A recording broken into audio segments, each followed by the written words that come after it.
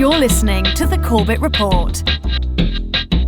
CorbettReport.com. Welcome, friends, to episode 222 of the Corbett Report.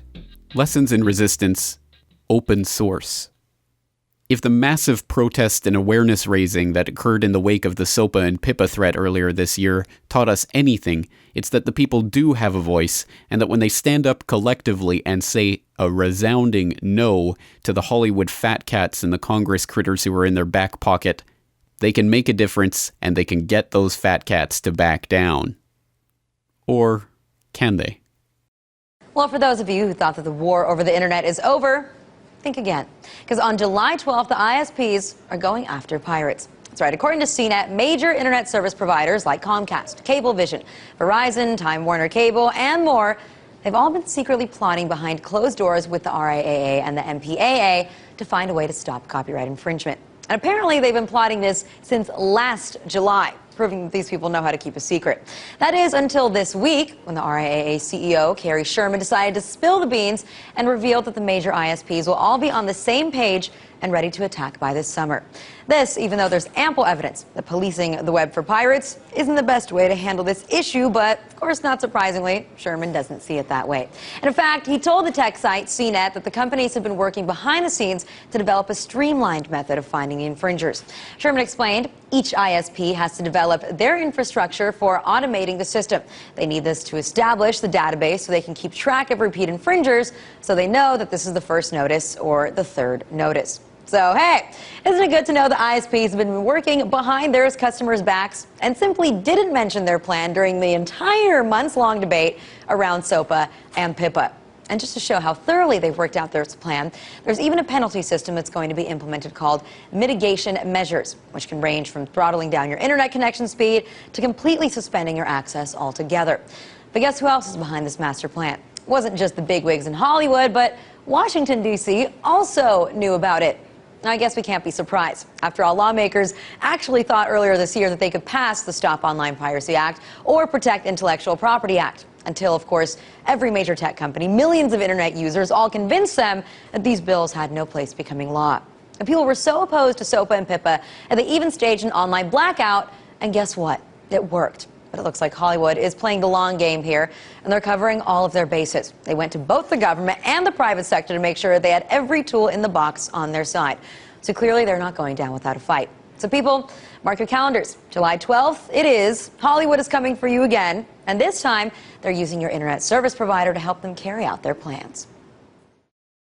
Sigh, no, they're not going to stop anytime soon. In fact, they're just going to continue redoubling their efforts over and over and over until they achieve what they want, which is to shut down the free and open internet as we have hitherto enjoyed it. As I'm sure my listeners are probably all too familiar with right now, this is, of course, a war of attrition, exactly as I indicated on Corbett Report Radio the day after the successful, in quotation marks, SOPA and PIPA protests, which did get the Congress critters to back down from that legislation. But unfortunately, as we saw, the very next day, Mega Upload was taken down, and it just goes to show that they don't really need this legislation in order to throw their weight around online and do what they want. And for anyone who has been keeping their eyes on internet censorship over the last couple of months, you'll know that the encroaching internet censorship just keeps on going apace.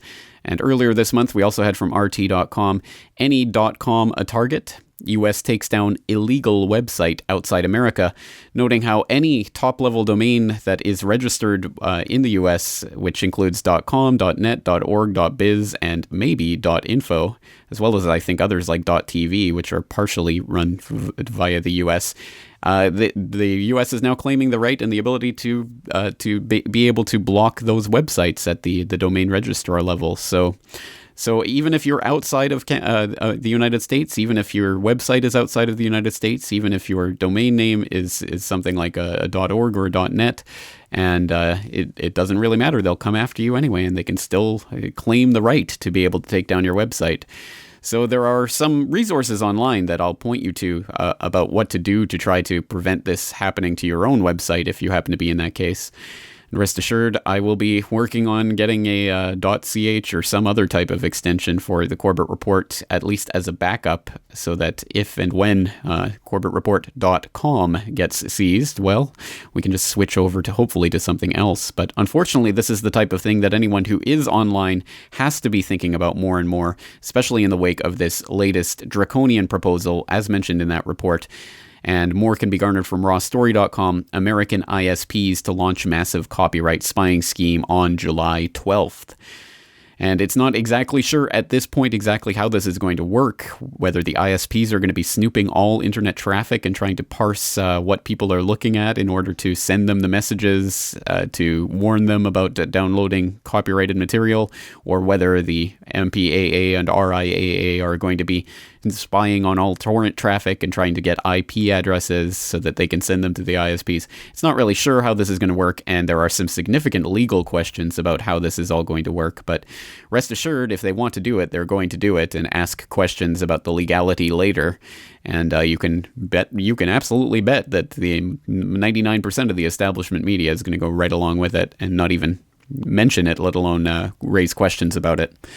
So unfortunately, we see this growing and encroaching censorship taking place, as we've gone over many times on this program. But what is really at the root of this issue? What is it that we are fighting? What is it we are arguing about?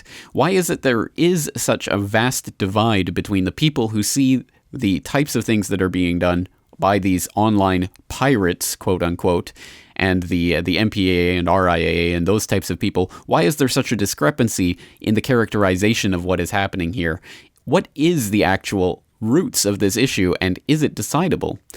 Well, as G.I. Joe sagely advises us, knowing is half the battle, so it's time to start informing ourselves about the issue that is underlying and undergirding this entire debate, which is intellectual property, the concept that there are concepts that are somehow limited, that we must restrict the freedom and the ability of others to use those concepts, because we must allow the person who came up with those concepts the time to make money off of it so that they have an incentive to come up with more concepts.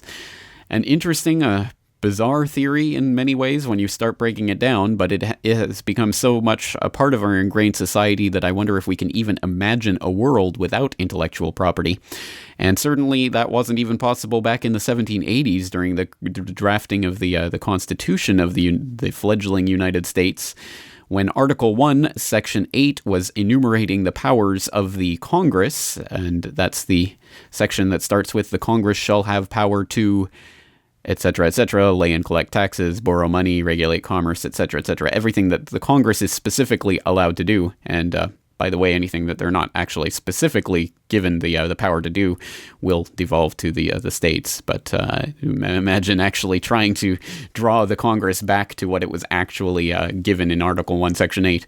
But anyway, I digress. Of course, you can go and read that online, usconstitution.net or other places where you can find the U.S. Constitution online, at least while we have an online that we can use and freely access. And in that article, there is the copyright clause, quote unquote, or that's what it's been referred to as. And it says that the Congress shall have power to, quote, promote the progress of science and useful arts by securing for limited times to authors and inventors the exclusive right to their respective writings and discoveries. Well, that sounds reasonable enough, doesn't it? The ability to give authors and inventors time to market and sell and profit from their inventions, the things that they've come up with, the ideas that they have, in order to give them an incentive to do their work at all. What could possibly be wrong with that? Well, we'll get into that some more later, but again, in an attempt to better inform ourselves about this issue and its roots and what types of terms we're talking about, we're going to listen to a short segment of just a clip from an audiobook about Against Intellectual Property by Stephen Kinsella that is distributed by Mises.org, so I will direct you to the documentation section for today's episode where you can find the actual full copy of this and go listen to it. It's quite a scholarly treatise about intellectual property and why Kinsella and others are against that concept. But we're going to listen to just a brief part of the beginning of that book, talking about a summary of IP, that is intellectual property law. And we're going to be specifically honing in on copyright and patent law. Of course, there's also trade secret and trademark law, but those are slightly different. And for our purposes today, we're really thinking about copyrights and patents, i.e. copyrights on works like the writings or the productions of the Hollywood moguls, or patents to do with inventions, things that can, or processes that can be devised by people. Well, those are subject to patent law. So let's listen to this segment from the Against Intellectual Property book by Stephen Kinsella, talking about IP law in the United States context. Against Intellectual Property by Stephen Kinsella. A summary of intellectual property law. Types of IP. Intellectual property is a broad concept that covers several types of legally recognized rights arising from some type of intellectual creativity or that are otherwise related to ideas.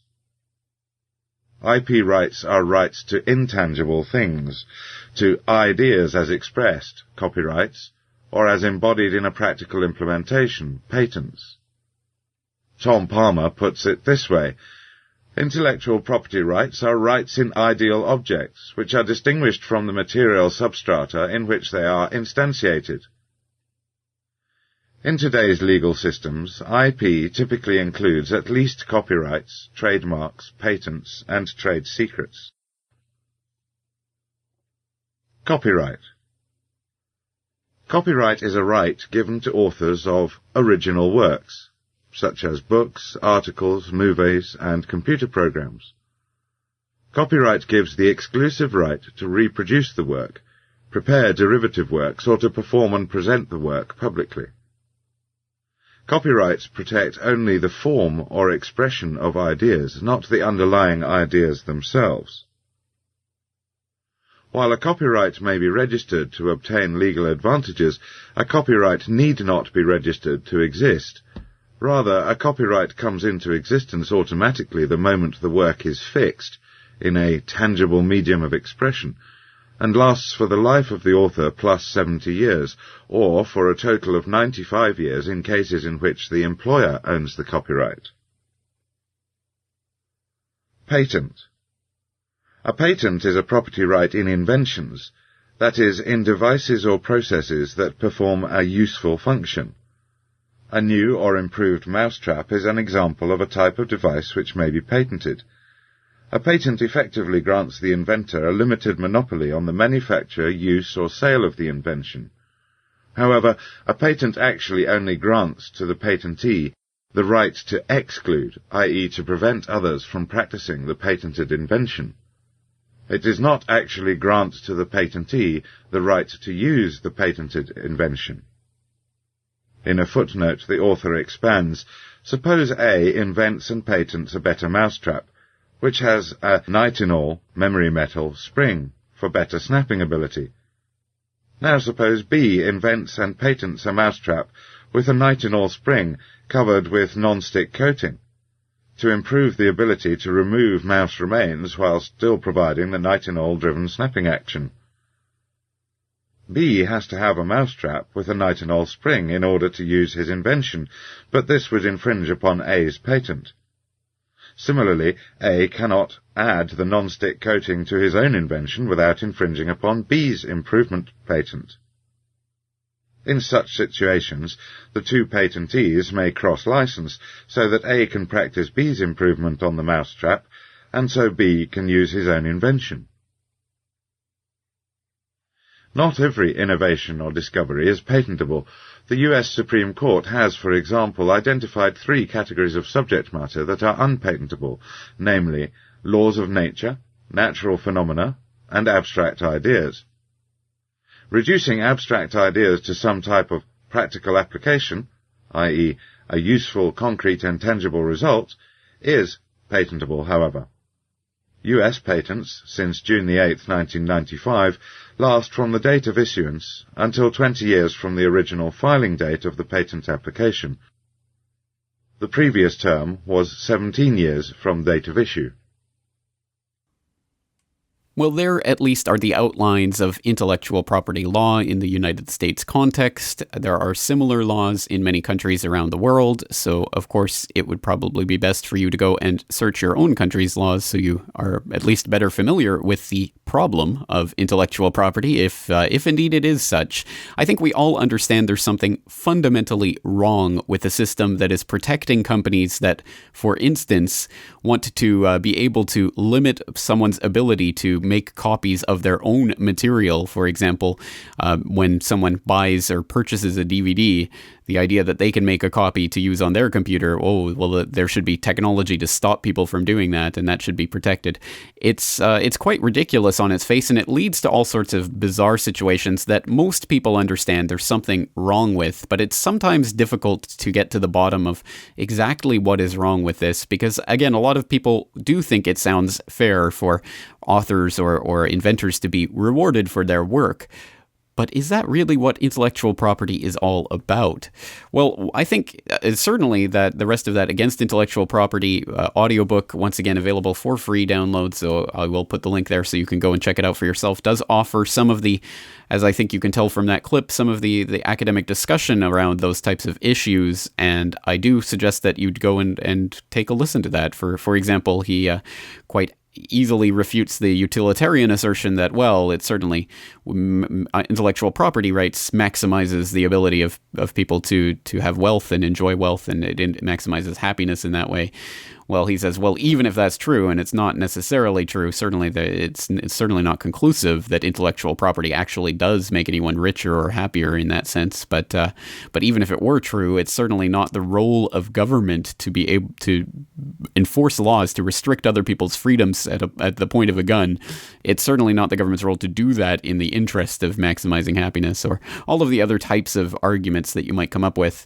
But as I say, I think this is something that people intuitively understand at a certain level, and it's difficult to articulate. So I wanted to direct your attention to something called sendthemyourmoney.com, a very humorous idea that's come up recently that I'll let you look through in your own time. Basically, it's the idea of, well, why don't we send the MPAA and the RIAA our money? Because they want it for all of these illegal downloads that have happened, and regardless of whether or not you have actually done it, you can send them money anyway to try to recuperate the billions they say they've lost.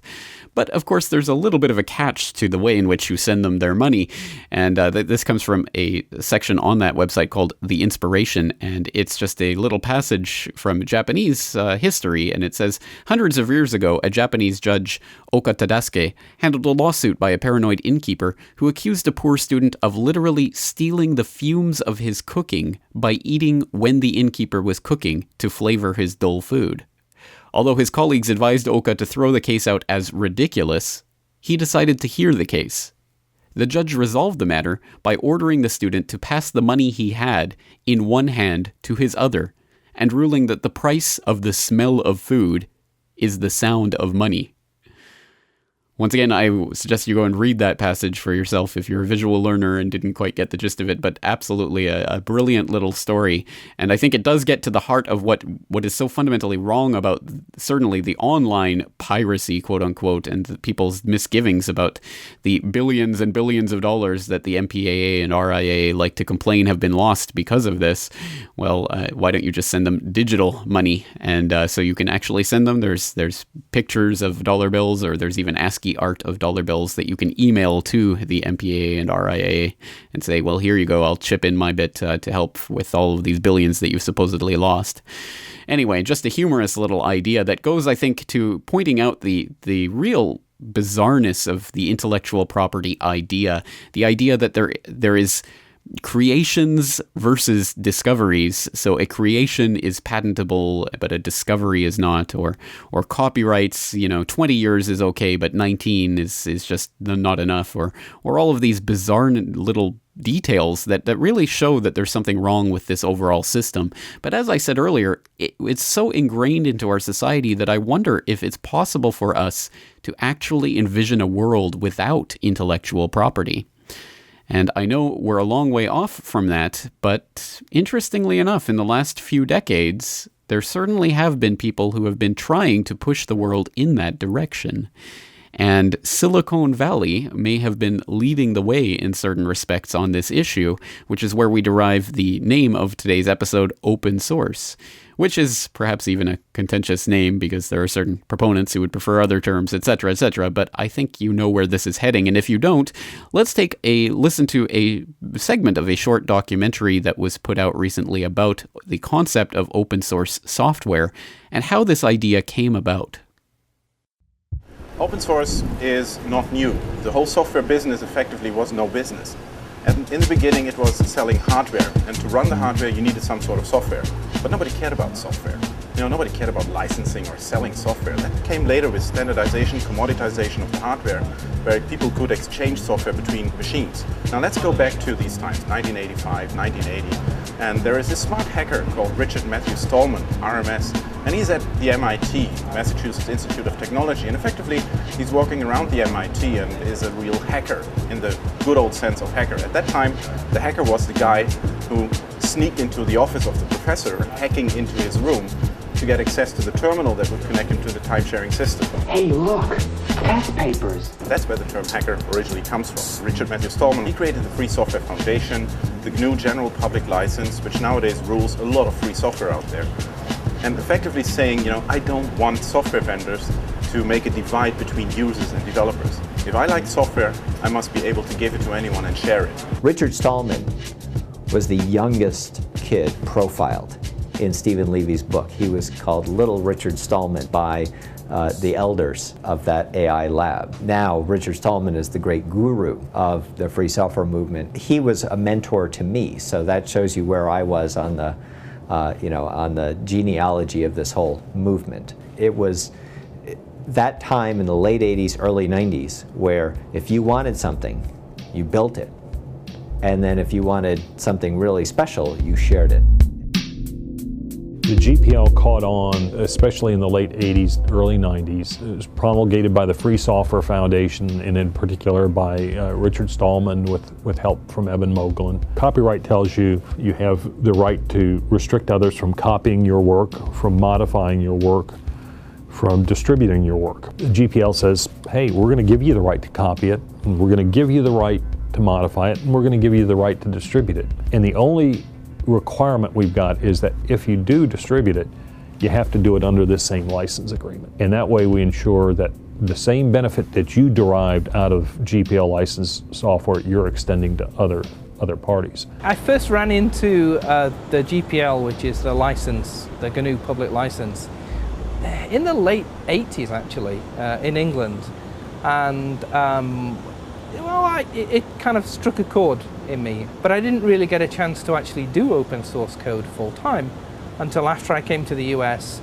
And the first job where I was doing really open source and getting paid for it was when I joined Cygnus, which is Mike Tieman's old company that you guys ended up buying. I actually remember that there was quite a stir when Richard Stallman announced Project GNU and the GPL. I remember people debating whether it was a good idea or a bad idea, whether it could possibly work or not possibly work, and I remember that there was this thing going on.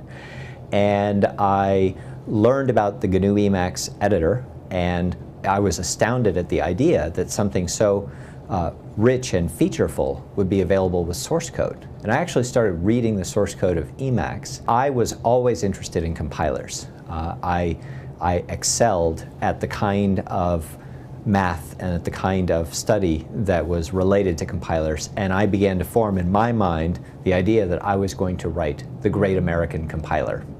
And on my birthday in 1987, Richard Stallman releases the GNU C compiler. And I could have seen that as the glass being shattered, not even half empty, but just all the water gone out. Or I could look at that as the glass completely full. Here is a world-class base of software that I could contribute to, and I didn't need to worry about working for a company or licensing it. And that was one of the first times I really began to feel that not only is this a lot of fun, but the amount of value that could be unlocked by free software was amazing. This is the innovation of Michael Tiemann, that he realized, he read the GPL, which is a very strange document if you first read it. It's basically this software license going on about evil software hoarders and stuff. And Mike Tiemann's genius was realizing this is a business model. And that really was the innovation that kind of founded Cygnus and ultimately Red Hat, I think. Nobody wanted to start the business because while they all thought it was a great idea, they thought it would never work. And after hearing that for 2 years, that's when I had my crucial insight. If everybody thought it was a great idea, then I was convinced that the capitalistic system would find a way to value it. And if nobody thought it would work, I realized I'd have no competition. By default, everything was proprietary. So, you know, if you wanted to do open source work professionally, Cygnus was literally the only company there was. There was no, you know, it wasn't like you could do open source work and work for anybody else. The goal of the company was to prove that this business model was as good as any model that had ever been imagined for software, not just in terms of profitability, but just overall sustainability. One of the things that made this whole free software thing work is that it was not dependent on the single individual. When Linus Torvalds sent out his message, his famous message about, hey, I'm working on an operating system, it's not going to be professional like GNU, obviously this idea of building a kernel really captured the imagination, and his timing was perfect. And he wanted to call it Freaks, F-R-E-A-X. So he created a directory called Freaks, and he wanted to upload the source code there. And the system administrator of that FTP server said, this is a stupid name. This is really complete bollocks. So let's rename it. Your Linux, let's call it Linux. And that's how the name Linux was invented. Which leads me to the 3 fundamental theories of the whole IT industry. It all happened by accident. It was done by amateurs, and nothing's really changed. Yes, the techno-libertarianism, which is now sometimes also referred to as the Californian ideology, because it is so much associated with Silicon Valley and the founding ethos of so many of the programmers that were really working on and looking at ways of really changing not just the ways that software could be produced, but really the way that business functions. And we've seen some of those ideas filter down into the general public, but unfortunately, some of the most fundamental concepts really are still a far way off. And in fact, we're getting further from it every single day when companies like Apple, of course, absolutely, completely and utterly restricts their users in every possible way. And unfortunately, the users not only eat it up, but they ask for seconds afterwards, and they're willing to pay hundreds and hundreds and hundreds and hundreds of dollars for their fondle slabs because they're just oh so cool. And oh, who cares about any of the restrictions on the software or hardware?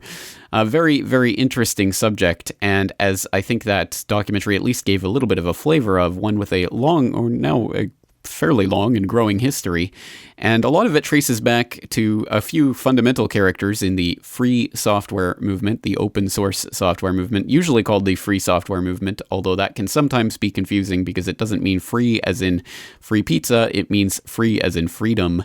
And that's a very important concept. And a lot of the roads trace back to people like Richard Stallman, who of course was referenced in that clip and elsewhere in that documentary. And Richard Stallman was the inventor of the GNU operating system and the GNU General Public License. And I'm sure some of you out there will know what I'm talking about. Some of you, your eyes will glaze over because computer nerdishness is not in your blood, and that's perfectly fine. I think what's important to understand is the concept and the philosophy of free software and what it means generally for building a business model even for a viable company that is about the freedom of the user to do what they want with the product, i.e. against the traditional forms of intellectual property. And for more on that, there are many different places you can go. There's a good overview article by Carl Fogel up on onlamp.com called What is Free Software? And I'll just read a little bit of that to you. Quote, free software is software that may be modified and redistributed freely by anyone, with no significant restrictions on how the code may be changed, the uses to which it may be put, or the parties with whom it may be shared. From this simple definition flow many unexpected consequences. Today, free software is a large body of high-quality code on which much of the internet depends for critical functions, and it constitutes the core operating system for an increasing number of desktop machines as well. But free software is much more than just a collection of programs. It is also a political movement, a programming methodology, and a business model, although not necessarily to the same people at the same time. Indeed, even the term free software is controversial. As we'll see later, some people prefer to call it open source software. The story of how free software became so technologically successful, even as it became ideologically fractious, starts in the early days of the computer industry. End quote. Well, certainly there is a lot of history to go over, and it is interesting to see how the free software or open source software movement developed and what it's about and its underlying philosophical and political bases. But for more on that, why don't we just go to the man himself, or one of the key spokesmen of the free software movement, Richard Stallman. And he was interviewed on the GNU Linux Access show just actually last week. And on this, there's a very, very wide-ranging conversation with Richard Stallman in which you get to see the way that he operates, and it's quite interesting to see how much of a zealot for freedom he is, and it's quite interesting, and I think you'll get the sense of that from this clip. So why don't we listen to this conversation with Richard Stallman talking about free software. I want to welcome Richard Stallman to the show, and we've got a whole list of questions and topics for him, but I know he also has some introductions he wants to do. Richard, welcome to the Linux Action Show. What's the name of the show? Sorry, Chris. The GNU, the GNU/Linux Action Show. Sorry, it's 5 years of habit, but I'm making the change. I'm working on it. Basically, in 1983, I decided I wanted to make it possible to use a computer in freedom. Now, since the computer won't do anything without an operating system, that meant we needed an operating system you could use in freedom. In other words, one that was free software, freedom-respecting software. So I started writing one, and I gave it the name GNU. So I wrote some pieces. I recruited other people to write pieces. Some pieces I found. In some cases, I convinced people to make their software free so it could be used in GNU, such as in the case of Berkeley, the people who had developed BSD, which was proprietary at the time. And in 1992, GNU was almost complete, but it still was missing one major component, the kernel. And that's when Torvalds, who had a proprietary kernel called Linux, made it free software, and it filled the last gap in GNU, and the combination is the GNU/Linux system. So this is an operating system that overall exists not for a technical goal and not for a commercial goal, but rather so you can have freedom. And that's what it's all about.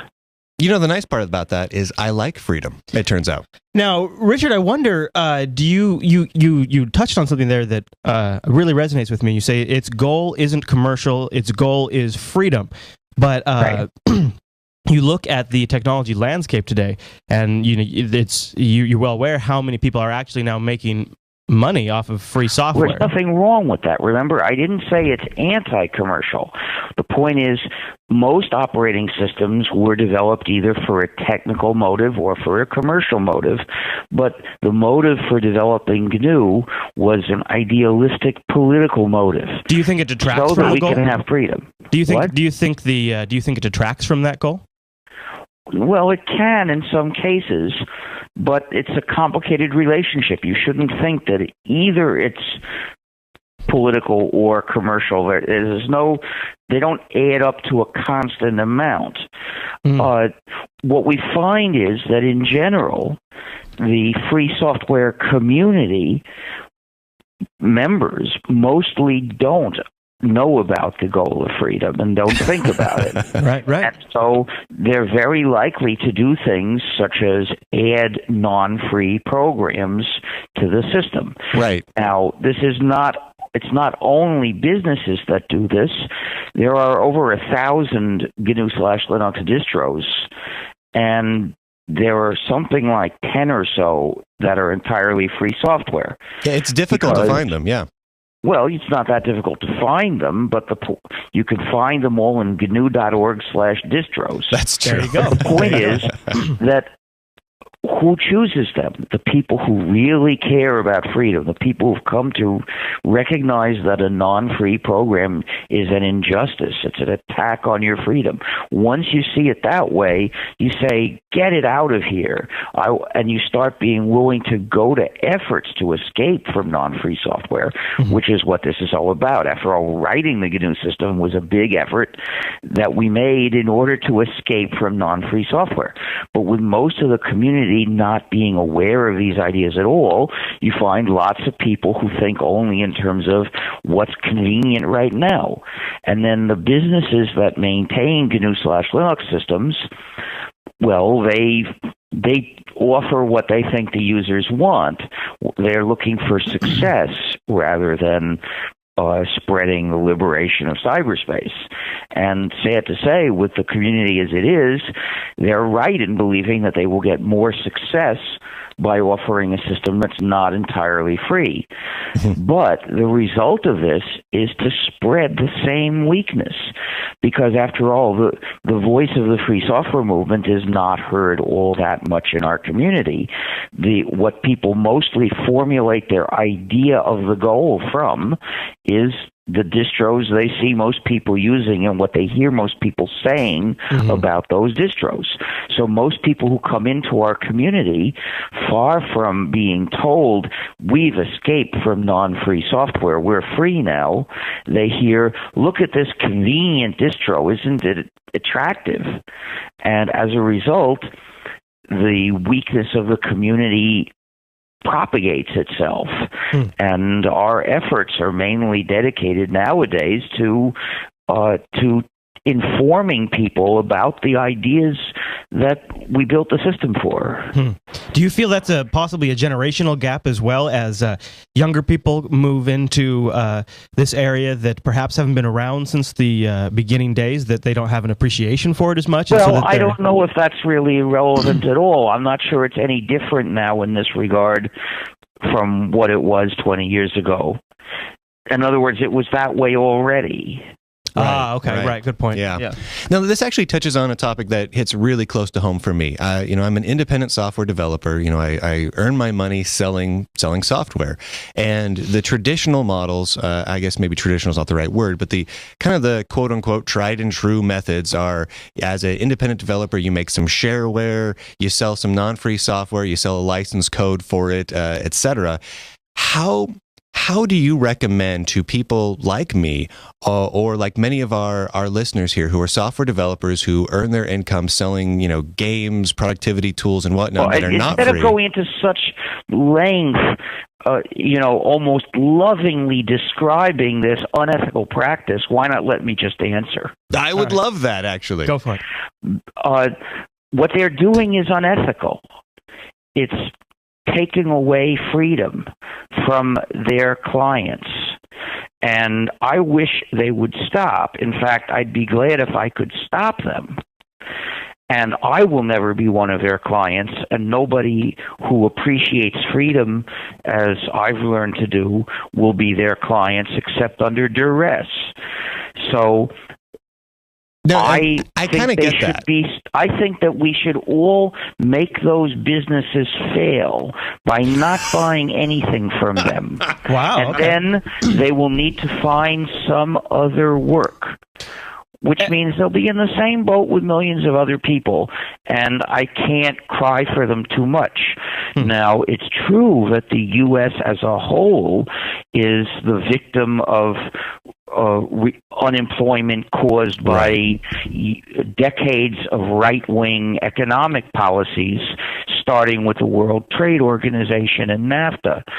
And yes, that's an unfairness to everyone, but I'm not more concerned about people who are unemployed and would like to be programmers than I am about people who are unemployed and would like to be factory workers or teachers or anything else. And if you can't get an ethical job developing software, then you better look for an ethical job doing something else.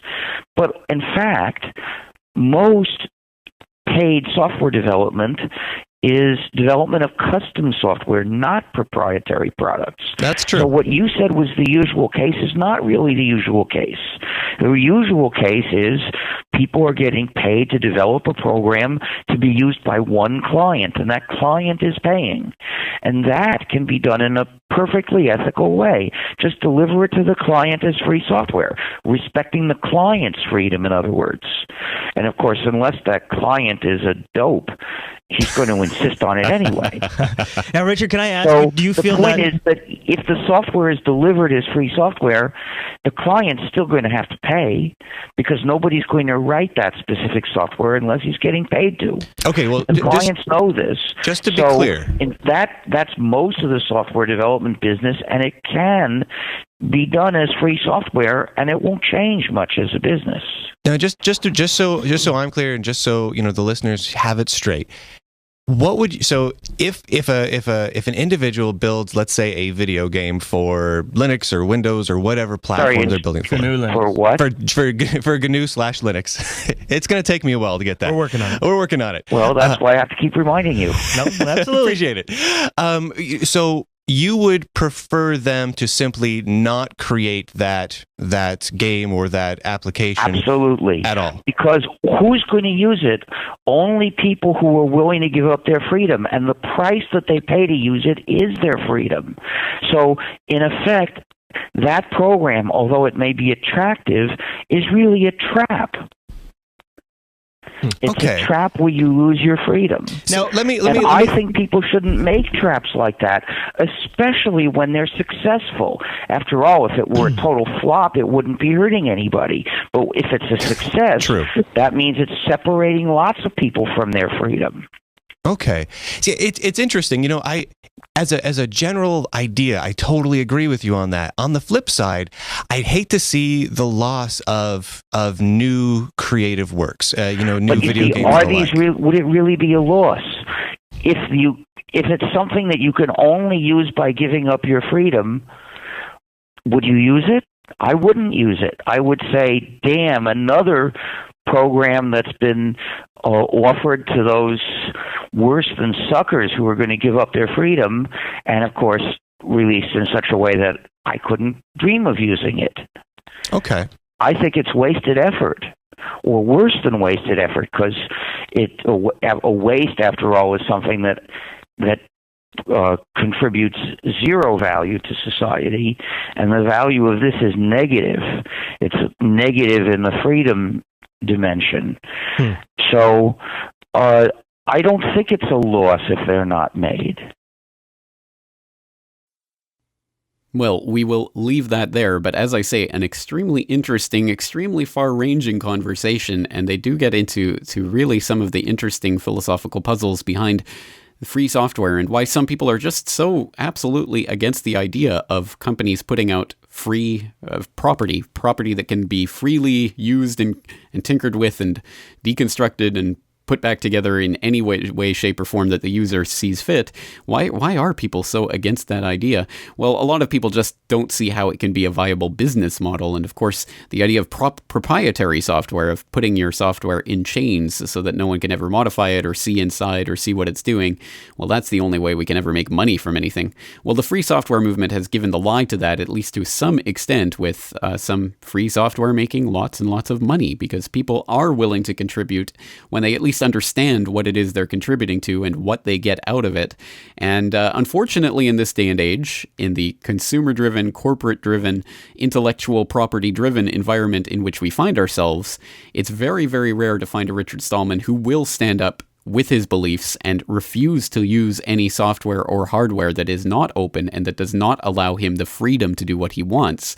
So, for instance, he avoids Skype, just as one tiny example, as a program which is not open source. It is proprietary. You can't see under the hood. You can't change it to your liking. You can't do anything with it. It is just there. You have to accept it wholesale or not at all, so he doesn't accept it at all. And when you really start to think about applying that to all of the various computer software you might be using, well, it really boggles the mind to think about, because, of course, so much of the software that we just tend to default into using truly is not free. It is not open, and it does restrict our freedoms. And Richard Stallman, for whatever else you might say about him, he at least does have the courage to stick to his convictions and put his money where his mouth is, and not go and play along with the corporations that want to convince us that the only paradigm that makes any business sense is a one in which there is intellectual property. Ha ha ha. Well, at any rate, I will perhaps move and transition off of the software issue right now, because of course the non-computer nerds in the audience will have their eyes glazing over by now, and perhaps still wondering how this really applies to anything in their day-to-day life. Well, let me assure you, the concept of open source does not start or end with software. In fact, it goes to some of the absolute most important facets of our life on this planet, and that's not hyperbole. As people who listened to my recent GRTV backgrounder about open seeds will know. The oft-neglected legal minefield of intellectual property rights has seen a surge in public interest in recent months due to the storm of protest over proposed legislation and treaties related to online censorship. One of the effects of such legislation as SOPA and PIPA, and such international treaties as ACTA, is to have drawn attention to the grave implications that intellectual property arguments can have on the everyday lives of the average citizen. As important as the protection of online freedoms is, however, an even more fundamental part of our lives has come under the purview of the multinational corporations that are seeking to patent the world around us for their own gain. Unknown to a large section of the public, a single U.S. Supreme Court ruling in 1980 made it possible for the first time to patent life itself for the profit of the patent holder. The decision, known as Diamond v. Chakrabarty, centered on a genetic engineer working for General Electric who created a bacterium that could break down crude oil, which could be used in the cleanup of oil spills. In his decision, Supreme Court Chief Justice Warren Burger ruled that a live, human-made microorganism is patentable subject matter under 35 U.S.C. 101. With this ruling, the ability to patent living organisms, so long as they had been genetically altered in some novel way, was established in legal precedent. The implications of such a monumental ruling are understandably wide-reaching, touching on all sorts of issues that have the potential to change the world around us. But it didn't take long at all for the decision's effect to make itself felt in one of the most important parts of the biosphere: our food supply. In the years following the Diamond v. Chakrabarty decision, an entire industry rose up around the idea that these new patent protections could foster the economic incentive for major corporations to develop a new class of genetically engineered foods to help increase crop yields and reduce world hunger. The first commercially available genetically modified food, Calgene's Flavor Savor tomato, was approved for human consumption by the Food and Drug Administration in the US in 1992 and was on the market in 1994. Since then, adoption of GM foods has proceeded swiftly, especially in the US, where the vast majority of soybeans, corn, and cotton have been genetically altered. By 1997, the problems inherent in the patenting of these GM crops had already begun to surface in Saskatchewan, Canada. It was in the sleepy town of Bruno that a canola farmer, Percy Schmeiser, found that a variety of GM canola known as Roundup Ready had infected his fields, mixing with his non-GM crop. Amazingly, Monsanto, the agrochemical company that owned the Roundup Ready patent, sued Schmeiser for infringing their patent.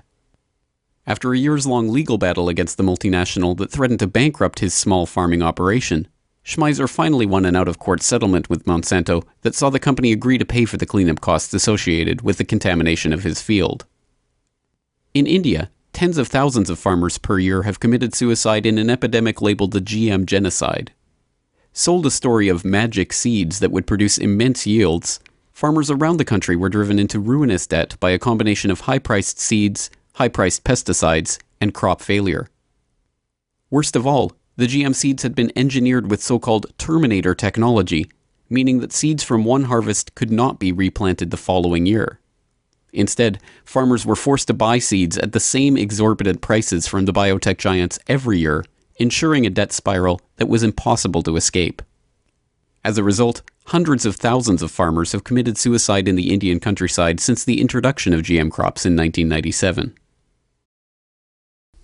As philosopher, quantum physicist, and activist Vandana Shiva has detailed at great length, the effect of the invocation of intellectual property in enabling the monopolization of the world's most fundamental resources was not accidental or contingent.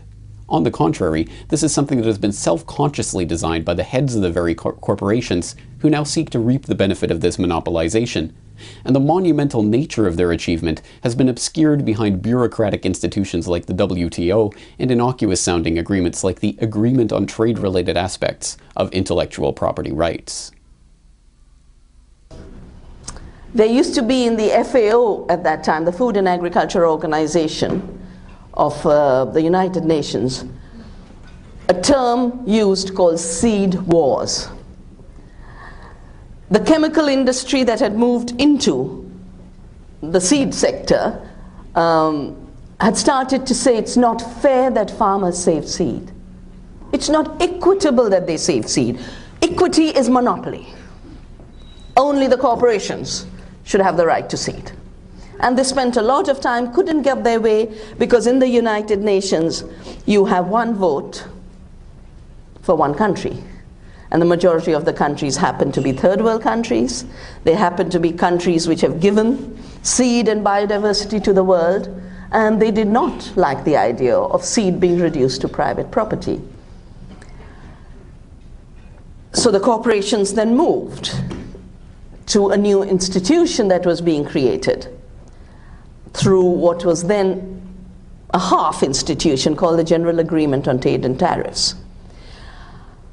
And it's fascinating that for 30 years, the industry had drafted laws for all kinds of monopoly. Monopoly in entertainment. If a Mickey Mouse turns up anywhere, even in a child's notebook, they should pay royalty, or a t-shirt. And then, by then, a company that had only been related to warfare, to Agent Orange, very rapidly moved into the biotechnology sector, very rapidly started to buy up both venture capital firms as well as seed companies. And Monsanto emerged as the biggest seed monopoly in the world in the drafting of what is today called the Trade-Related Intellectual Property Rights Agreement. What a mouthful. Precisely because this is not trade-related and seed is not intellectual property. It doesn't pop out of anyone's head. Intellectual property is defined as property in products of the mind. Here is a very material, biological system that is suddenly redefined as intellectual property. And a whole agreement was shaped around it, and TR was put because India, my country, refused to accept patent law as a trade issue. They said, no, this is about nations deciding how far monopolies will go, nations deciding the balance between the public and the private. And we had worked out a patent law over 20 years of democratic debate in society to get rid of the British laws that had been exactly like what we are coming back to, total monopoly in the handful, in a few companies' hands. So the lawyers, of course, were very clever, put TR before IP and said, now it's trade-related by definition, so now you will accept it. After the WTO came into force, a representative of Monsanto actually said this.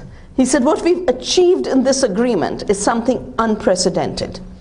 We defined a problem. And in this case, the problem was farmers saving seeds. That was a problem. And we defined the solution, make it illegal for farmers to save seeds. And we created the instrument, which is the TRIPS agreement, which forces every country now to have laws of monopoly. And we created the institution that would ensure that these are implemented. The institution, WTO, is an interesting institution because it's the international court. It's an international non-parliament, non-democratic, and it is the international executive. Yeah? As Monsanto's representative said, in shaping this treaty, we were the patient, the diagnostician, and the physician all in one. For me, that's a description of dictatorship. Although the deck appears to be stacked in favor of the giant multinationals and their practically inexhaustible access to lobbying and legal funds, the people are by no means incapable of fighting back against this patenting of the biosphere. In India itself, where so much devastation has been wrought by the introduction of genetically modified crops, The people are fighting back against the world's most well-known purveyor of GMO foods, Monsanto. The country's National Biodiversity Authority has enabled the government to proceed with legal action against the company for so-called biopiracy, or attempting to develop a GM crop derived from local varieties of eggplant without the appropriate licenses.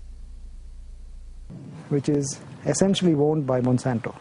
Ground for this environmental activist. Leo Saldana filed the complaint that has led to India charging American agricultural giant Monsanto with biopiracy. And the eggplant, or brinjal, is what the company is accused of stealing. Leo says Monsanto illegally used indigenous brinjal varieties to create a genetically modified version of the vegetable. So there are 6 varieties taken from Karnataka, which Monsanto has taken without any conformance with the Biological Diversity Act, and therefore it is biopiracy. And once they put the BT gene into brinjal, then it becomes a commodity which is essentially owned by Monsanto. The brinjal is one of the most popular vegetables in India, with close to 2,500 varieties. In 2010, Monsanto's partner companies nearly got approval to commercialize a GM variety called BT brinjal. But massive public protests forced the government to ban it indefinitely. Undeterred, Monsanto has continued testing other GM crops. 2 months ago, a hastily destroyed experimental field of GM maize was filmed by a local TV crew. Monsanto has been accused by Greenpeace of not informing the field's owner about the nature of the crop. We didn't really have an agreement. Monsanto just made me sign a form. What was written on the form? Nothing. There was just a date and the name of the company. Although resistance to the patenting of the world's food supply should be applauded in all its forms, what is needed is a fundamental transformation in our understanding of life itself, from a patentable organism to the common property of all of the people who have developed the seeds from which these novel GM crops are derived. This concept, known as open seeds, is being promoted by organizations around the globe, including Dr. Vandana Shiva's Navdanya organization. Traditional knowledge has grown as a tradition that is shared. It has grown cumulatively and collectively. That is what makes it deeply distinctive. Intellectual property rights are based on the idea of an individual having rights, which is then based on the idea of an individual making an innovation, which is not the way knowledge actually works. Knowledge is a collective tradition. It's a common resource of society. To me, the idea of treating seed as an invention, a system in which farmers would be treated as thieves and criminals for saving their seeds and performing their duty to the earth, is abhorrent. That's what made me get involved in this idea to keep seeds open. Open source is like open seeds. Open pollinated variety seeds are made through pollination of bees and butterflies acting in freedom. They are free in the sense they can be saved generation after generation. They are seeds of prosperity, they're seeds of life. Open source software is the same. It is a way of spreading prosperity and knowledge in society rather than creating scarcity, poverty, and deprivation. To be sure, it will be a long and arduous uphill battle to bring this issue to the attention of a public that seems to be but dimly aware of what genetically modified foods even are, let alone the legal ramifications of the ability to patent life. But as the work of such organizations as Navdanya continue to educate people about the issues involved, the number of those opposed to the patenting of the biosphere likewise increases. From seed saving and preservation projects to an increased awareness of and interest in organic foods, people around the globe are beginning to take the issue of the food supply as seriously as the companies that are quite literally attempting to ram their products down the consumers' throats. As always, the power lies with the consumers, who can win the battle simply by asserting their right to choose where and how they purchase their food, a lesson that was once again demonstrated earlier this month in Germany. Dieter Renner is an organic farmer in the state of Rheinland-Pfalz. He's the 4th generation in his family to grow grain and vegetables, all organically. He's glad that BASF decided to transfer its research unit for genetically modified crops out of Germany. He says local farmers will benefit. I'm pleased. It's proof that the people who oppose genetically modified crops are right.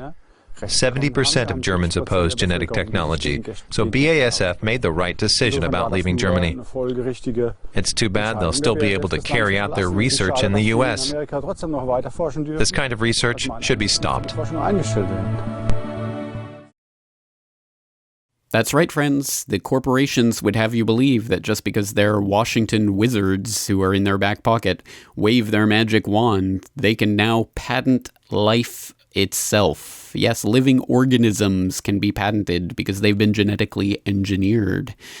And that, my friends, is just the start of the slippery slope, and I think we know what types of things that leads to, which is why it is so important that we have that alternative idea of open source, open seeds, in order to combat this growing patentization of the world itself. What a horrific thought that is, and unfortunately, of course, we know the ways that Monsanto and other such companies are literally trying to infect the entire ecosystem, the entire world, with their garbage and filth, so that the entire world will thus be beholden to them in order to even get the things that we need to live, like food. Absolutely ridiculous, absolutely horrific that it has succeeded so far and in such a unfortunately amazing fashion. So, of course, it is absolutely imperative that we do spread the understanding that there are ways around this intellectual property paradigm, which is threatening to stifle the Earth itself, the entire planet.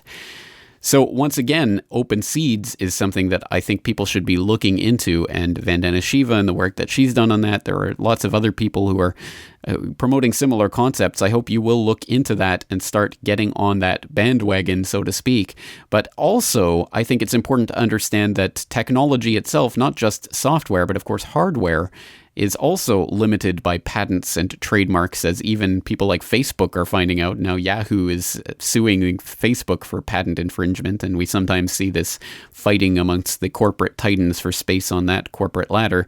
But there's a way around this paradigm, and there's a way to see a world in which people are not beholden to these small few companies that can afford to accrue the capital to pay the inventors to come up with the patentable technologies to then sell to us so that we can only use them until they break and then pay the company again to get it fixed. No, we can take matters into our own hands and develop a DIY economy where people put their resources together, share their ideas through an open source system, and really, truly start to build a world that would have been unimaginable before this type of collaboration really came together. Now, again, this is a huge concept to wrap our minds around, so in this case, we'll listen to a TED Talk of all things. Yes, it's not just globalist propaganda, or even if it is, there's sometimes some good ideas in there. We're going to listen to someone called Markin Jakubowski, who is the founder of Open Source Ecology.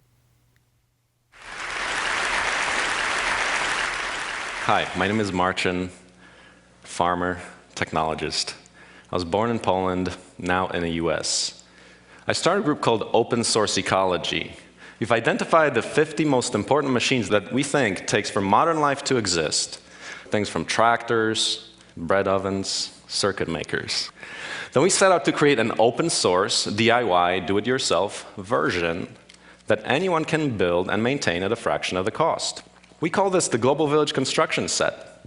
So let me tell you a story. So I finished my 20s with a PhD in fusion energy, and I discovered I was useless. I had no practical skills. I mean, the world presented me with options, and I took them. I guess you can call it the consumer lifestyle. So I started a farm in Missouri and learned about the economics of farming. I bought a tractor, then it broke. I paid to get it repaired, then it broke again. And pretty soon, I was broke too. I realized that the truly appropriate low-cost tools that I needed to start a sustainable farm and settlement just didn't exist yet.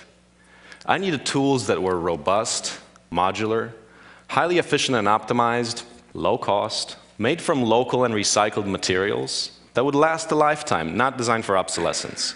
I found that I would have to build them myself. So I did just that. And I tested them, And I found that industrial productivity can be achieved on a small scale. So then I published the 3D designs, schematics, instructional videos, and budgets on a wiki. Then contributors from all over the world began showing up, prototyping new machines during dedicated project visits. So far we have prototyped 8 of the 50 machines, and now the project is beginning to grow on its own. We know that open source has succeeded with tools for managing knowledge and creativity, and the same is starting to happen with hardware too. We're focusing on hardware because it is hardware that can change people's lives in such tangible material ways. If we can lower the barriers to farming, building, manufacturing, then we can unleash just massive amounts of human potential. That's not only in the developing world. Our tools are being made for the American farmer, builder, entrepreneur, maker. We've seen lots of excitement from these people who can now start a construction business, parts manufacturing, organic CSA, or just selling power back to the grid. Our goal is a repository of published designs so clear, so complete that a single burned DVD is effectively a civilization starter kit. I've planted 100 trees in a day. I've pressed 5,000 bricks in one day from the dirt beneath my feet, and built a tractor in 6 days. From what I've seen, this is only the beginning. If this idea is truly sound, then the implications are significant. A greater distribution of the means of production, environmentally sound supply chains, and a newly relevant DIY maker culture can hope to transcend artificial scarcity. We're exploring the limits of what we all can do to make a better world with open hardware technology. Thank you.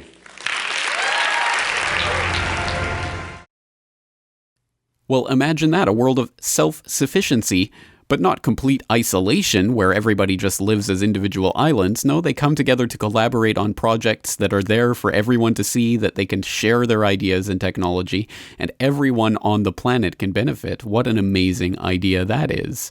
And that, my friends, is a vision, maybe not necessarily the definitive vision, but a vision of what life without intellectual property might look like.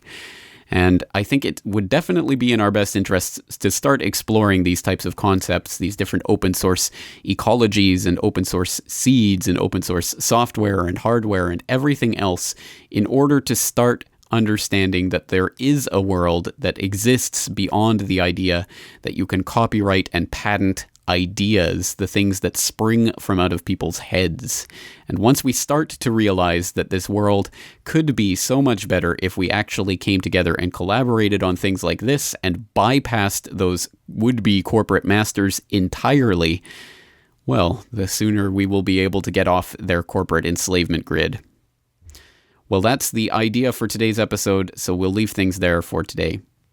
I am your host, James Corbett, thanking you for joining me, and asking you to join me again next week for another edition of the Corbett Report.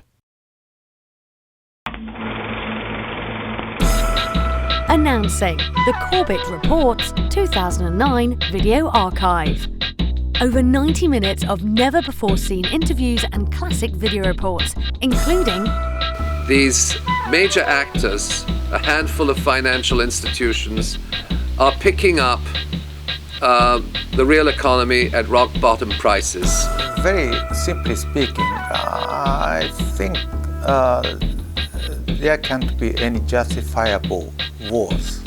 Well, and I think this is all basically also a big hat tip to the work that Project Censored does. And that is one of those things that, again, is always a big effective tool in the InfoWar, is that sort of in one link you could send that out and have someone read that list and just go, oh my God, I didn't know these things.